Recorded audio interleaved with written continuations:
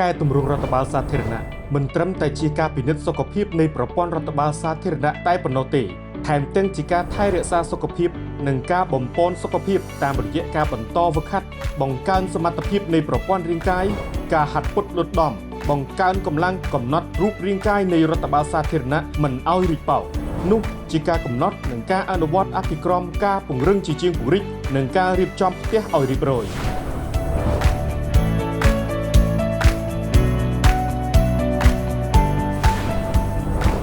ដើម្បីរៀបចំប្រព័ន្ធរដ្ឋបាលសាធារណៈដែលទំនើបមានសមត្ថភាពខ្ពស់ខ្លាំងវៃឆ្លាតនិងស្អាតស្អំក្រសួងមុខងារសាធារណៈក្នុងនាមជាសេនាធិការរបស់រាជរដ្ឋាភិបាលបានបន្តការកែតម្រង់រដ្ឋបាលសាធារណៈដោយសម្រួចមុំឆ្ពោះទៅការរៀបចំផ្ទះឲ្យរៀបរយដើម្បីសម្រេចគោលដៅនេះក្រសួងមុខងារសាធារណៈសហការជាមួយក្រសួងស្ថាប័នទាំងអស់អនុវត្តវិធានការគន្លឹះចំនួន3ក្នុងការកែតម្រង់រដ្ឋបាលសាធារណៈ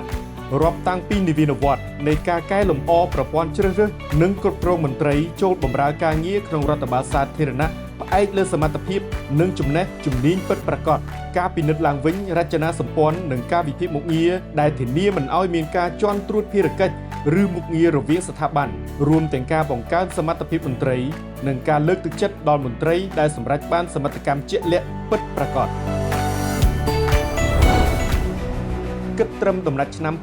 2025ក្រសួងមុខងារសាធារណៈបានរៀបចំការប្រឡងប្រជែងជ្រើសរើសមន្ត្រីរាជការប្រកបដោយកណ្ដាលធិបតេយ្យតម្លាភាពយុត្តិធម៌បរិយាបន្ននិងប្រសិទ្ធភាពចំនួន23ដងស្មើនឹង53លើកជូនក្រសួងស្ថាប័នចំនួន10ដោយមានបេក្ខជនដាក់ពាក្យសរុបប្រមាណ30,000នាក់តាមប្រព័ន្ធអនឡាញមកពីគ្រប់ច្រកល្ហកទូទាំងប្រទេស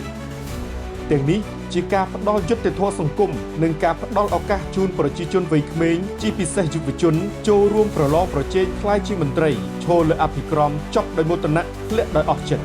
តាមរយៈការជ្រើសរើសមន្ត្រីផ្អែកលើកិច្ចព្រមព្រៀងការងារដែលជាការគ្រប់គ្រងមន្ត្រីតាមប្រព័ន្ធនយោបាយជាលើកដំបូងក្នុងរដ្ឋបាលសាធារណៈរបស់កម្ពុជា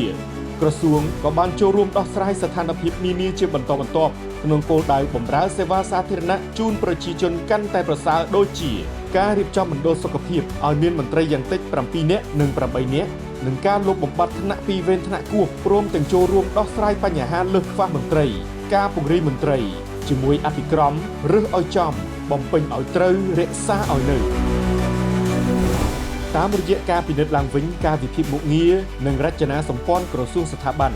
ក្រសួងសម្រាប់បានកម្មវិបាកជាច្រើនក្នុងនោះគឺការដាក់ចេញអនុក្រឹត្យនៃការរៀបចំនិងការប្រព្រឹត្តទៅក្រសួងស្ថាប័នជាបន្តបន្ទាប់ក្រោយទទួលបានការឯកភាពទស្សនៈតាមរយៈការពិគ្រោះយោបល់គ្នាឲ្យបានច្រើនក្នុងជីវភាពនៃប្រព័ន្ធតួអង្គតែមួយបន្ថែមលើអនុក្រឹត្យដែលធានាថាក្រសួងស្ថាប័ននីមួយៗមិនមានមុខងារត្រួតជាន់គ្នាលទ្ធផលនិងផលជះដែលទទួលបានពីការវិភាគមុខងារគឺការរៀបចំមុខងារស្នូលមុខងាររងនៃមុខងារស្នូលនិងមុខងារគាំទ្រក្រសួងស្ថាប័នបាននឹងកំពុងរៀបចំផ្ទះរបស់ខ្លួនឲ្យរៀបរយនិងបានកាត់បន្ថយកែសម្រួលអង្គភាពនានាដែលមិនចាំបាច់រួមទាំងការពង្រឹងវត្តមានមន្ត្រីដែលមកបំពេញការងារផងដែរអំណេះតទៅមន្ត្រីត្រូវមានមុខតំណែងមានគុណវុឌ្ឍិជាក់លាក់ច្បាស់លាស់ងាយអនុវត្តការងារនិងងាយជ្រើសរើសដើម្បីបំពេញតាមរយៈអនុក្រឹត្យស្តីពីការកំណត់មុខតំណែងនិងពិពណ៌នាមមុខតំណែងមិនត្រឹមតែប៉ុណ្ណោះក្រសួងមុខងារសាធារណៈបានគាំទ្រដល់ក្រសួងស្ថាប័នក្នុងការលើកកម្ពស់អភិបាលកិច្ចរបស់ខ្លួនដោយជាការរៀបចំបណ្ដាញអគ្គលេខាធិការដ្ឋានដែលជួយកាត់បន្ថយរបាំងចរន្តរដ្ឋបាលគាំទ្រដល់ការអនុវត្តកម្មវិធីអធិភាពរបស់រាជរដ្ឋាភិបាលជាពិសេសការជ្រើសរើសមន្ត្រីកសិកម្មឃុំចូលរួមលើកកម្ពស់សេវាអប់រំនិងសុខាភិបាលចូលរួមដាក់បញ្ចូលធនធានថ្មីវ័យក្មេងមានសមត្ថភាពក្នុងរដ្ឋបាលសាធារណៈនិងអង្គភាពថ្នាក់ក្រោមជាតិដោយយ៉ាងហោចណាស់មន្ត្រីត្រូវមានកម្រិតបរិញ្ញាបត្រចូលរួមពង្រឹងភាពស្អាតស្អំក្នុងរដ្ឋបាលសាធារណៈនិងចូលរួមសន្សំថវិកាជាតិជាដើមក្រៅពីការរៀបចំផ្ទះឲ្យរៀបរយតាមរយៈការពង្រឹងខ្លួនជាប្រចាំការសហការជាមួយក្រសួងស្ថាប័នផ្សេងទៀតក្នុងការផ្ដល់ឱកាសនិងលើកទឹកចិត្តដល់មន្ត្រីដែលបានបំពេញការងារហើយសម្រេចបានជាសមិទ្ធផលជាក់ស្ដែងក៏ជាបេសកកម្មចម្បងមួយទៀតរបស់ក្រសួងមុខងារសាធារណៈផងដែរក្នុងឆ្នាំ2025ក្រសួងបានអនុម័តនិងផ្ដល់គម្រោងចំនួន22ជូនក្រសួងស្ថាប័នចំនួន12ដើម្បីអនុវត្ត បន្ថែមលើនេះការដាក់ចេញកម្មវិធីប្រកួតប្រជែងអង្គភាពផ្ដល់សេវាសាធារណៈគំរូក្នុងវិស័យអប់រំនិងវិស័យសុខាភិបាលក៏កំពុងទទួលបានផលដោយបានផ្ដល់ឱកាសដល់អង្គភាពទូទាំងប្រទេសបានពង្រីកសក្តានុពលរបស់ខ្លួនក្នុងការបម្រើសេវាសាធារណៈជូនប្រជាជនហើយក៏កំពុងទទួលបានការសាទរគួរជាទីមោទនៈពីសំណាក់ប្រជាជនដូចគ្នាផងដែរទន្ទឹមនឹងការអនុវត្តវិធានការគន្លឹះទាំង3ការធ្វើជំរឿនមន្ត្រីដែលកំពុងអនុវត្តគ្រប់ក្រសួងស្ថាប័ននិងនៅទូទាំងប្រទេសដើម្បីទទួលបានទិន្នន័យជាក់លាក់មានការឯកភាពគ្នានិងប្រើប្រាស់បានរួមគ្នាគឺជាការធ្វើទំនើបកម្មប្រព័ន្ធរដ្ឋបាលសាធារណៈឲ្យមានភាពធន់រឹងមាំប្រកបដោយថាមពលក្នុងការអនុវត្តគោលនយោបាយរបស់រាជរដ្ឋាភិបាលឆ្ពោះទៅកាន់ឆ្នាំ2050ហើយអាចទាញផលប្រយោជន៍សម្រាប់កម្ពុជាថ្នាក់ដឹកនាំក្រសួងមួយរូបធ្លាប់បានលើកឡើងថាដំបូងយើងគិតថាវាលំបាកវាស្មុគស្មាញតែមកដល់ពេលនេះយើងសម្រេចបានសមិទ្ធផលជាច្រើនជាមួយកាលានុវត្តភាពជាក់លាក់ក្នុងការកែតម្រង់រដ្ឋបាលសាធារណៈរបស់យើងក្រោមការដឹកនាំរបស់ឯកឧត្តមឧបនាយករដ្ឋមន្ត្រីហ៊ុនម៉ាណីជាមួយថ្នាក់ដឹកនាំនិងមន្ត្រីរបស់យើងគ្រប់រូបជាទស្សនៈរបស់ឯកឧត្តមគឺយើងត្រូវប្រើប្រាស់ឱកាសដែលយើងកំពុងមានឲ្យបានល្អ